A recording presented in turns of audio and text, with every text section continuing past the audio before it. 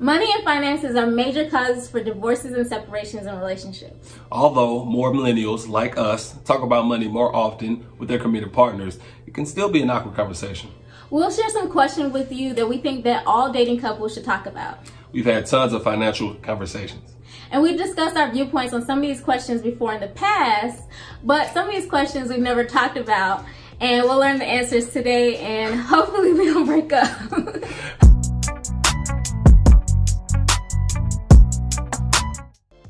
Hi, I'm Shayna, and you probably know me from this YouTube channel, The Well 5. And just a little bit of information about me. I am 31 years old, and I'm originally from Miami, Florida, but now I live in Atlanta, Georgia, where I am a postdoctoral fellow health scientist at the CDC. And this is my boyfriend, Mike. Hey y'all, so Mike, I'm originally from Dallas, Texas. I'm 29 years old. I'm currently a quality engineer for Pratt & Whitney in Columbus, Georgia. I'm also a real estate investor. I also invest heavily in the stock market as well. Back in 2017, we actually met on The League, which is a dating app. You might have heard about it from the Insecure television show. A lot of people hear about it from there. And so I was living in Miami when I swiped right on his profile. So wait, she's living in Miami, not even in Atlanta yet, but that's another conversation.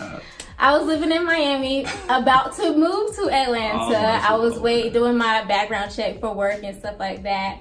And then Hurricane Maria happened, and I happened to swipe right on his profile with some hesitation, but swipe right. So so hesitation, what hesitation? Because I thought he made poor decisions by looking at his his school that he went to, but I later learned that— Shout out to the University of Arkansas at Pine Bluff, Golden Lions. Yeah, I later learned that it was HBCU, but originally I was thinking, like, who goes to the University of Arkansas? Like, who goes from Dallas to football the university? Of Arkansas? All right, but he also had a full scholarship, so, you know, it made sense. It made more sense. Oh, but and he also was a little younger. She robbed the cradle, high key. But that's how we met, and then we talked a little bit on The League, and then I moved here to Atlanta, and shortly after, I think that same week, we went on our first date. Yeah. And a few months later, we got into a relationship together. Yeah. So that's how we met. But before we get into these relationship questions, go ahead and hit the like button and hit the subscribe button if you're interested in more videos like this one. We have 15 questions here, and the first question is, thinking back to my online dating profile. Okay. What was your first impression of my financial habits? Honestly, I almost swiped left, and I didn't know about this, but go ahead. So, because I thought, okay, Shayna, you know, she's gorgeous, but she's from Miami, so she's probably used to guys tricking off, and I wasn't in that season of life, okay? But I just felt like, okay, she's probably spending $1,000 every week, every 2 weeks, or getting $1,000 spent on her. You know what? It's just too much. Let me go ahead and swipe left. And I said, well, let's see what she's talking about. So it was and I went ahead and followed through with my. So in terms of you, I don't think I really had an impression of your financial habits. I felt like you probably was just, you know, gonna be like a regular guy that spent a little money but didn't probably go overboard or anything. I also didn't really think that you were like cheap or anything. Yeah. Initially when I looked at your profile. So I'm cheap. So if I did think that you were cheap, I don't think I would have swiped right. Should couples go Dutch, or should one person pay for the dates? Regular dates should be paid by the guy in the relationship. Interesting. And I don't get the concept of Dutch, but okay, go ahead. Oh, interesting. Interesting. Okay. So I do understand, I guess, the old school traditional mindset, but that stems from the 1930s, 40s, and 50s when women definitely did not have money. Like there was no, they couldn't work, right? So there was no question of who paid for dates. So fast forward now, women, especially black women, the most educated, you know, race on the earth, are doing fantastic. I am of the mindset a relationship is symbiotic, it's mutual, right? And that does extend to finances. So we had a very intense debate about this when we first we weren't in a relationship. We almost didn't make it. We almost didn't make it. And I felt very strongly that the guy should pay for dates and for all of the dates at that point, right? Well, I wasn't of the mindset that you should pay for every single day. I felt like on occasion I would pay, but for a regular date, you should pay because I felt like that is a part of courting and a guy showing their interest and making sure that they pay for dates. And I feel like also the person is the one that's planning the dates. They should be the one to pay for the dates. And so that's just how I felt. But he made a lot of sense with the whole, historical mindset. But I see his point of view a little bit more. And yeah, I'm not so rigid on like, he got to pay for every day. Otherwise, I'm looking at him with a side. I don't feel that way anymore. Yeah, I do believe men should pay for most of the dates, but I don't think it should be 90-10 or, as you were leading the people to believe, birthday, which is once a year. So the third question we have is, are you a spender or a saver? I think I'm a saver. Although these last couple of years I've been a spender. Courtside at NBA playoff games, just doing a little too much, but for the most part, I'm definitely more of a saver. What about you? So I think at nature, I'm more of a spender, but I think in the context of our current relationship, I think I am a saver right now, but I think just looking at the life course of my life, or the course of my life, I am a spender. And I have to kind of reel myself in sometimes to be able to be on this journey that I am on, to make sure that I don't overspend and I reach my goals. Do you prefer generic or name brand goods? If I really want some Oreo cookies and they out, I'm gonna get the Kroger brand. Okay. But I'm gonna first look for Oreo and be like, where the Oreo's at? But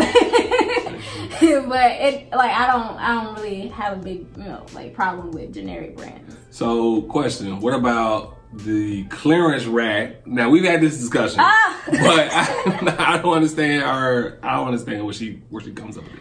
But clearance rack. As the first place I typically go to, like when I go shopping, I don't really go shopping out much, in the malls. But when I do, I'm looking for the clearance rack and the sale racks, period.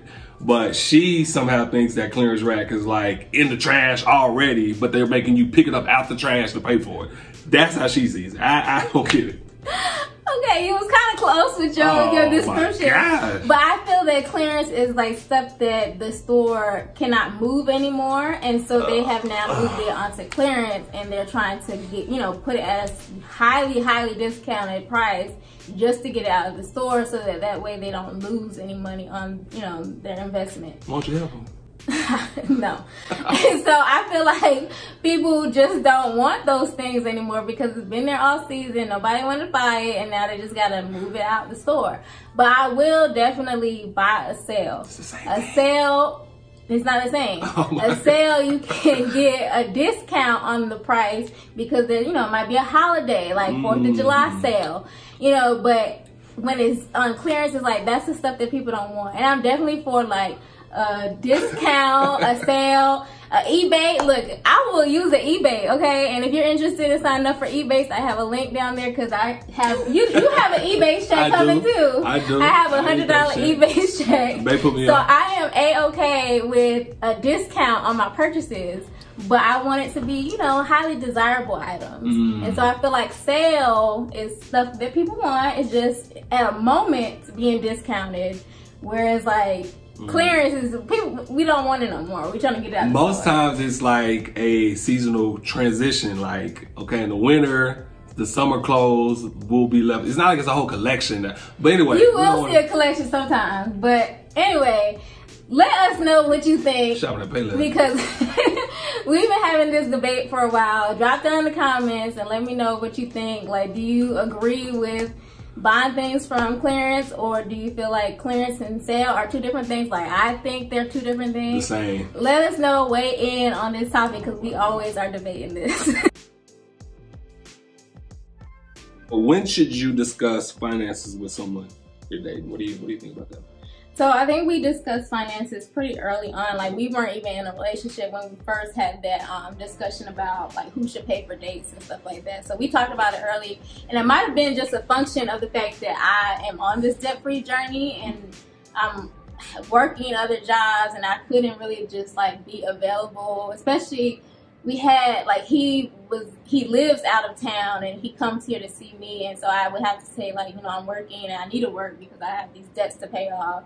And so I think we talked about it. I put you to work in Columbus, man. Actually, I did end up doing Instacart in Columbus. You get some other jobs, man. So I was doing Instacart in Columbus. I also have a link for that as well if you're interested in signing up for Instacart. Instacart will actually give you up to $750 just for signing up to work for Instacart after you've done like anywhere from like 25 to 45 batches, which you can do within like 2 weeks. And so that's a great extra bonus on the money that you're already making as a side hustle. But I was doing Instacart as well, and so I would have to like let him know that, you know, I couldn't, you know, just be out frolicking with him. I had to make money. So we talked about it pretty early on, I think for that reason. But I think that couples should talk about it early on, and preferably before you get into a committed relationship. Yeah, I think, you know, as early on as possible. Yeah, and there are certain things like the salary we discussed later, debt we discussed later, and like he has some financial mishaps with like the stock market, which we also discussed later, because we had to build up that comfort level with each other. But what were you taught about money growing up, and did that go into choosing a partner? The major thing that went into me choosing a partner was more so like watching the relationship between my parents, and my dad being the, you know, person that brought in money and paying for stuff, but my mom being the one more so that managed the money. And my mom, she didn't work, she's a stay-at-home mom. So I think that's where that traditional mindset came from, that the guy like pays for stuff. And so that kind of fed into how I thought about relationships a lot. My dad's an entrepreneur, and so that kind of also went into my mindset that I want somebody that's ambitious, that doesn't want to just settle for like what people have told him like you need to do in life to make money and how to go about things. And so I think those are the things that I observed from my parents, just kind of indirectly, and how it influenced me choosing, you know, someone like him. As far as going into choosing a partner, I just always really observed my mom. She was someone who was a go-getter. And so, you know, looking at Shayna, you know, she's a health scientist, obviously, for the CDC, educated. She's a go-getter, as I said. She has her side hustle. So I think that more subconsciously went into choosing you, something I really appreciate. How did you feel about having financial conversations with me early on in our relationship? I was a little hesitant to share my salary because I felt like I'm a postdoc and I wasn't really making as much as people would think that I'm making, having a PhD. And so I think I make pretty good money for a postdoc, but I'm definitely not at my peak earning potential.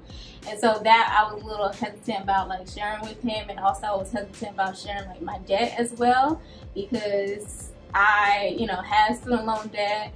And although I had a scholarship that paid for like 98% of my education, I still ended up taking out student loans because I was in school for so long. I was okay with it, I guess. You know, I remember a good friend of mine, Jasmine Young, so huge shout out to Jasmine, saying, you know, you should know if you're dating someone serious, you know, how much money they're making, etc. So I never really thought about that, but you know, this day and age, more people are talking about salaries and things of that nature with their friends, with their partners, which is great. And so I was okay with it. How do we differ financially from our exes in the past? Why you make me go back, man? Just momentarily. You ain't going back. Okay. Right. All right. I would say that you guys are similar. You know, my ex was frugal. She was, you know, I guess good at saving money. And you are the same. You know, you're frugal. You spend with a purpose. I would say that you take it that next level though. You know, having your you know, simple bank. digital envelopes and things of that nature, which again I picked up on as well. So. How did you feel about when I had the actual cash envelopes, like in the beginning? Because I used cash envelopes before I switched over to simple. Right. But what did you think, like when I had my gas and my food envelopes? So I mean, I thought like it was a turn on. I was like, turn on? Yeah, it was a turn on. Like, baby over here, she ain't gonna be spending up all my money. Thank you, Jesus. So my exes, they would trick off like he mentioned. And so they would buy me a lot of things like gifts, or you know, give me money as well, like just give me money for random stuff. And they would talk about money a lot, but I think it all came from like a condescending place and an arrogant place. Whereas like with him, he buys me gifts as well, and like he does pay for majority of the dates, but I feel like it's coming from a genuine place, and he's never trying to like be like, oh, I got money, like you have to rely on me type of situation. And so I feel like it's a lot more genuine. Who's the most responsible with money between us? I think I'm the more responsible person with money between us. Yeah, she is. Yeah. Currently. What's one thing you wish I didn't do financially or think I could do better? Okay, one thing. Okay, I think that you should not eat out as much as you do. Oh, and I think you spend a lot of money eating out, and it's not also good for your health to be eating the places that you eat. I eat salads, man. So what? You gotta have a salad? I would agree with that. So to answer that for you, it's one thing I think you could do better financially. I mean, honestly, ever since we met, you've been very, very focused. So nothing comes to mind as of right now. Amazon, actually. Oh, Amazon. So Amazon, I haven't seen any boxes here lately over the last couple of months. But Amazon, I got better because I did that 3-month review of my budget, and I realized I was spending way too much money. Yes. If you want to check that video out about what I spent on Amazon last year, I'll have it linked up in the cards. What is your credit score? So this is a question. It's a very personal question that we have not asked each other before. I don't think. No. Yeah. We don't know the answer. Very, very personal question. I'm gonna let you go first. Okay, so my credit score is improving. Okay. It is now in the no. It is now in the back low. on the league app. No, I'm playing, man. I don't care if it's a 3 or 4. My credit score is now in the low 700s. And it used to always be in the 700s until like the summer before I met you. I had an issue with my credit card and not being able to like pay and stuff like that. But after paying off a lot of debt and also increasing my credit limit and stuff like that, I've been able to get back into the 700s, but it's in the low 700s. My credit score, so I've been able to really work on mine as well. So I did check this morning in preparation for the video. It's an 814, I think. So look at you, man. You got money. So it did take a dip when I was flipping the house that I flipped last year. I used my credit card, which was a unique way to fund a project, but I was able to, use that, leverage that. So it actually dipped down into the 6s. Oh, really? Yeah, I did, because I was the credit utilization. There we go. Was very, very high. But after I paid that off or whatever, which was interest free, thank God, it shot right back up. So. How much debt do you have? It's a really personal question. Hey, really personal question. So it is a really personal question, and it was something that I was kind of afraid to disclose to him. Partly because like I had student loan debt, and I didn't want him to think that it was like too much and it was gonna be an issue or whatever. I also had a scholarship, but he had a scholarship that covered all his education. Mine did too, but I just went to school for much longer, and so Gates. I did. Shout out to Gates. So I did pick up a few, other student loans. But I eventually told him. So I'm like hovering around like $60,000 in debt. You can actually check out my net worth videos that I do on a quarterly basis if you're interested in like what my net worth is because I just only share my debt. But I have a little. Nah, I don't have that much. But you just check it out. All right, so you know, going to school for free definitely set me up to not have much debt. So I purchased a duplex in 2017. So I do have that, which it's fully rented and cash flowing, so it's healthy debt, thankfully. I had to purchase a car though in 2017 as well. So that is the only debt that I currently have. So I think that was I purchased the Kia Cadenza, which I didn't know about. I went to the Mercedes-Benz lot, really wanted a car there, the BMW lot, but I checked out the Kia Cadenza, which I'm not even sure why I went to Kia, but it was now you don't know why you went to Kia. Okay. I didn't. I was like, what is Kia? But the Cadenza is like it rivals you know, some of those more fancy cars, but I think that was $22,000. So I bought a used car.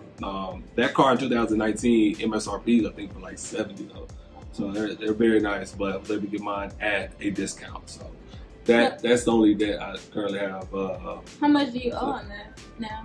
I think $13,000. Oh, okay, not too bad. So you have the car and the house. Duplex. Well, actually, it sounds like I got less debt than you, babe. Wait, what you mean? How? You got 13 plus 80 something. Right, but the 80 is the healthy.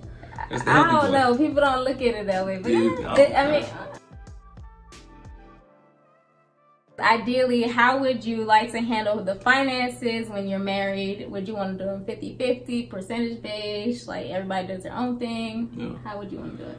Honestly, I'm thinking, I don't know, more percentage based, I guess. I haven't put a whole lot of thought into that. You know, again, my hope is, you know, I'm able to bring in enough money to where it's an option, you know, for my, you know, wife to work and myself even.